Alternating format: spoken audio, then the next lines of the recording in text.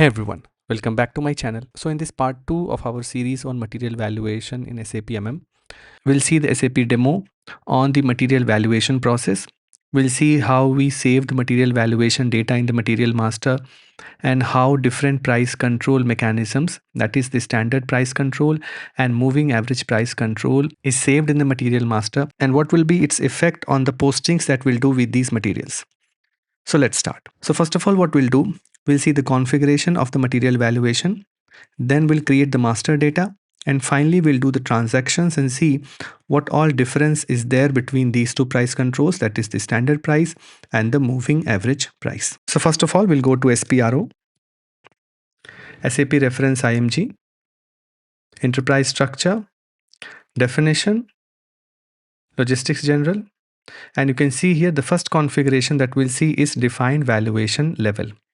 So as we discussed in our previous video, that the valuation area can be defined at plant or company code level, and it is one of the first configurations that you will do as a MM consultant. That is, once you define the valuation area level, it will not be changed. Okay, so let's go to this configuration. So we'll click on this define valuation level, and you can see this system is configured as the valuation area is a plant. And you can see system gives you a message also that the valuation level cannot be maintained because it has already been defined.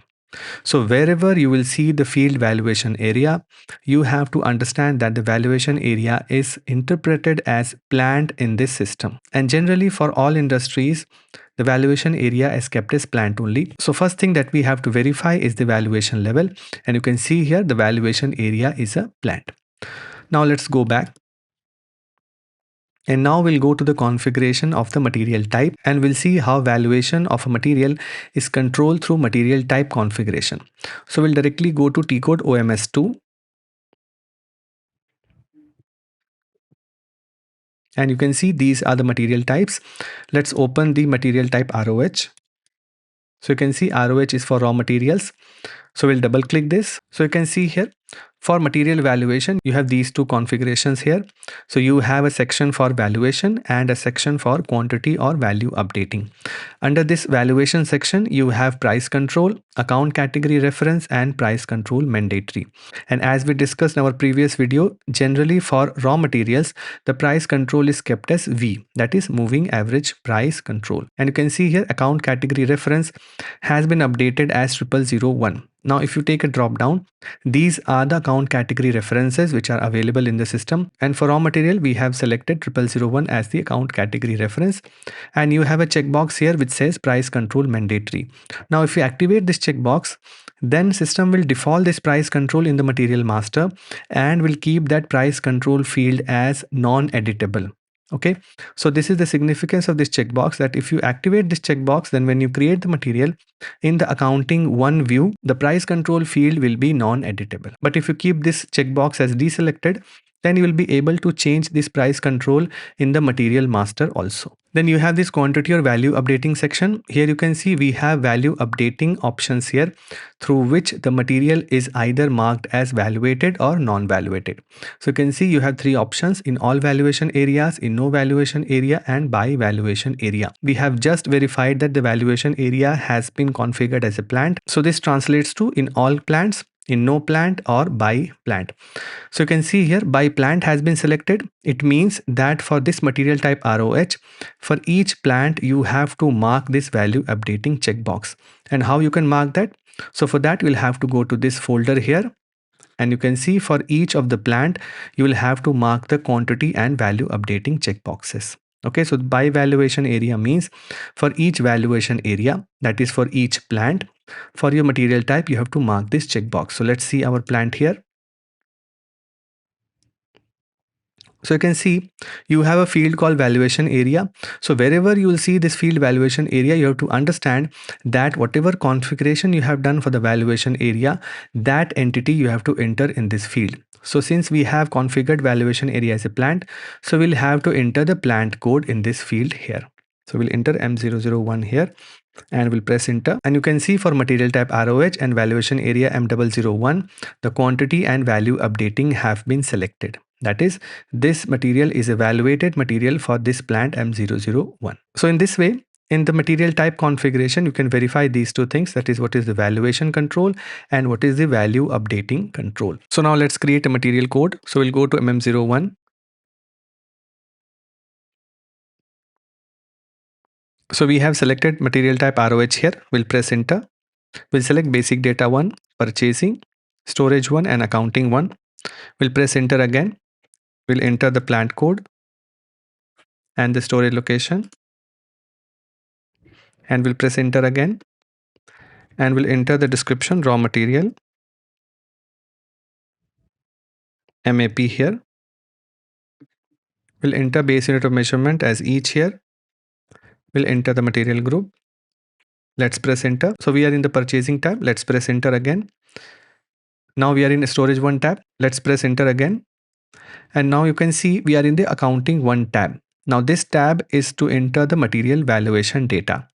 And in this particular tab, the two most important fields that we have to verify is the price control and the valuation class. These two fields are the most important fields in the accounting view of this material. Whatever data you will maintain in this accounting 1 view will basically connect your MM module with the FI module. Okay, so this particular tab is for valuation data of the material. So you can see system automatically selected price control as V here. And why this is happening? Because in the material type configuration, you have selected price control as V. And this entry is editable in the material master maintenance screen. You can see I can edit this and I can select price control as S also. And why this option is being given? Because in the material type configuration, I have this particular checkbox deselected. If I select this checkbox, then system will not allow me to change the price control in the material master maintenance screen here. Okay. So we'll enter price control as V only, and we'll take a drop down in the valuation class field, and you can see all these valuation classes are being proposed by the system, and this list of valuation class is coming from the configuration of the account category reference. This we already have covered in our material type configuration. If you want to verify, then you can watch the video on material type configuration. So let's select 3000 here, and let's enter moving average price as 20 here, and let's press enter. So you can see we have entered price control as V, that is moving average price, per unit price as 20 rupees, and we have entered valuation class as 3000 here. Now let's save this material master. So you can see we have created this material code for our raw material, which is maintained at moving average price. Now let's create a material for our material type finished goods. So we'll select material type as FERT here. And we have selected industry type as Z here, and let's press enter. We'll again select basic data 1, purchasing, storage 1 and accounting 1, and we'll press enter. We'll enter our plant code, and we'll enter the storage location, and we'll press enter again. And now we'll give the description as finished goods, and we'll enter a standard price. We'll enter the unit of measurement, material group. Let's press enter. And now in the accounting 1 view, you can see we have price control as S here. Now where from this S is coming? So let's verify the configuration of material type FERT. So we'll go to FERT here. Let's double click this, and you can see for price control, standard price has been selected. And since this checkbox is not selected, so you are finding S here automatically populated in the material master, which is editable. Okay, so this price control is defaulted from the material type configuration, which is entered here. And you have account category reference as 0009. So if you take a drop down in the valuation class field, you will find a different set of valuation classes here. Okay, so let's select this valuation class 7920, and let's enter a standard price of 20 rupees here, and let's save this material code. So you can see we have created a material code for raw materials and a material code for finished goods. For raw materials, we have selected price control as V, that is moving average price. For finished goods, we have selected the price control as S, that is standard price. And for both these materials, we have entered the valuation price as 20 rupees. Now let's create a purchase order and do goods receipt so that we have some quantity in these two material codes. So we'll go to MN21N. Let's enter vendor code. We'll enter our raw material here and our finished good here. Let's press enter. Let's enter some PO quantity here. And let's enter the net price. So we'll enter 20 rupees only. Let's enter the plant code.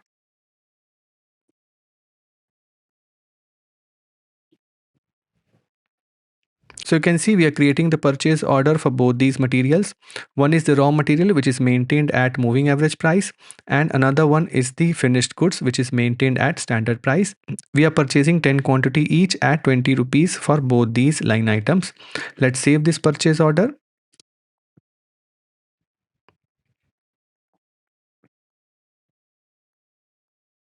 Now let's do the GR. So we'll go to MyGo.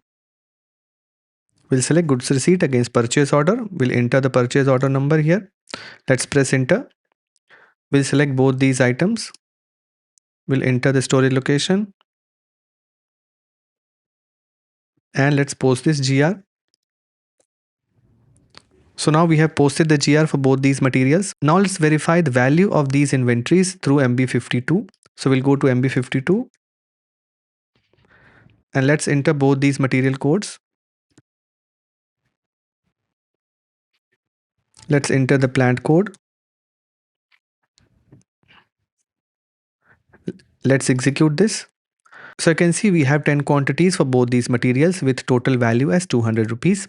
Now let's create another purchase order with a different price and then do GR and then see how this value changes for both these material. So we'll again go to ME21N. Let's enter the vendor code and let's enter our material codes again. And this time also we'll do a PO for 10 quantity. Let's enter the plant.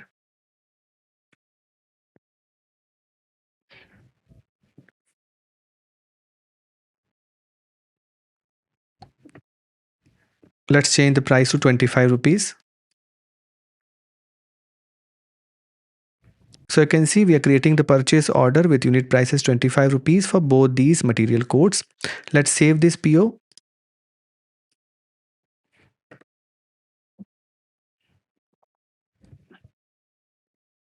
And now let's create goods receipt for this purchase order. So we'll go to MyGo. We'll enter this PO number here. We'll press enter. So you can see again we are doing GR for 10 quantity for both these material codes. But this time our unit price is 25 rupees. Now before we post the GR, let's just verify what is the valuation price for both these materials in the material master. So we'll go to MM03 and we have this finished goods. Let's press enter. Let's select accounting 1. Let's enter our plant code and we'll press enter. So you can see the standard price is 20 rupees updated in the material master for our finished good. Let's verify for the raw material. We'll select accounting 1. Let's enter our plant code. We'll press enter. And you can see for this raw material also the unit price is 20 rupees and the price control is moving average price. Okay.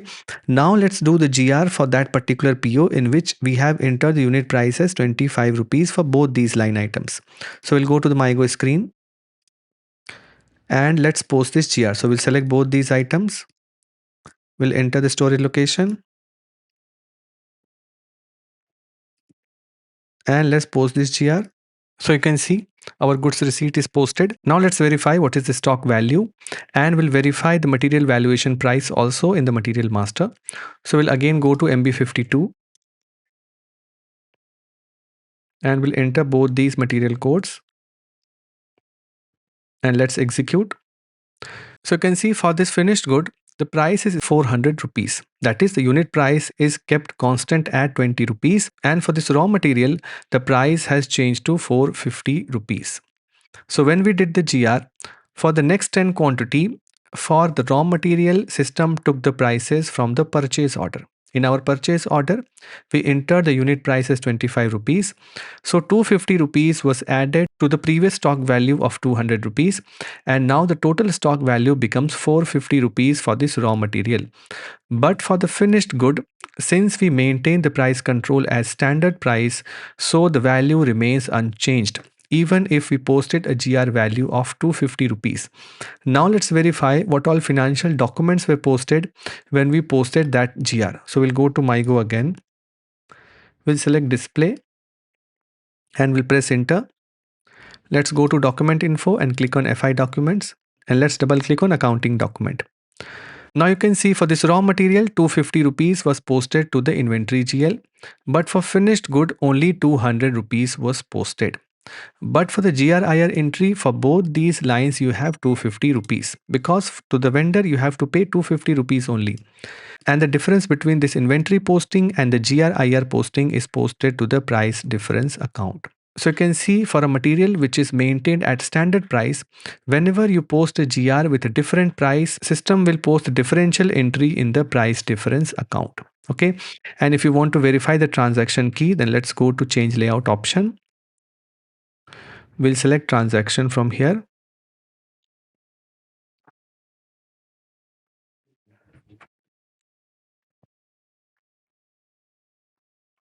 Let's click on OK.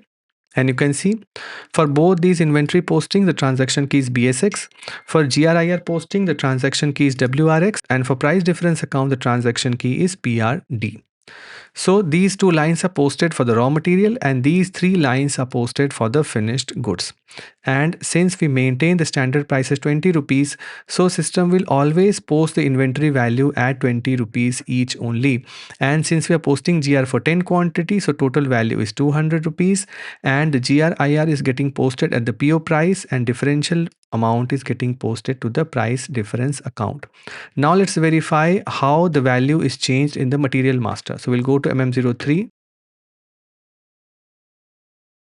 And for this raw material, let's go to the accounting one tab. We'll enter the plant code. And now you can see the unit price has been modified to 22.5 rupees. And why this adjustment has happened? Because we have posted a GR at 25 rupees per unit. Earlier, our inventory was at 20 rupees per unit. So when we posted the second GR, now system has adjusted the moving average price to 22.5 rupees. And you have inventory value of 450 rupees with total stock of 20 quantity. Okay, now let's verify the accounting data of our finished goods. So we'll go back, we'll enter this material code, we'll press enter. Let's select accounting one. Let's enter plant code as M001. Now you can see, since this finished good is maintained at standard price, so system could not change this standard price entry. So the standard price remains constant at 20 rupees, and when we posted the GR, system posted the differential amount against the price difference account, and the inventory value is calculated at 400 rupees, that is 20 quantity multiplied by standard price of 20 rupees. Okay, so in this way we verified that what all financial entries happen when we do goods receipt for material managed at standard price and material managed at moving average price. And in both these cases we saw how system behaves differently. So I hope that you've understood this concept of material valuation. Now since we have discussed the material valuation process, in our next video we'll learn about the automatic account determination, that how these GLs are determined when we do the goods movement. I hope that you've understood this concept on material valuation, and I hope that you have liked this video. If you like my videos, then please like and subscribe to my channel, and please join my channel to get exclusive perks. So see you in the next video. Till then, thank you so much for supporting me. Thanks a lot.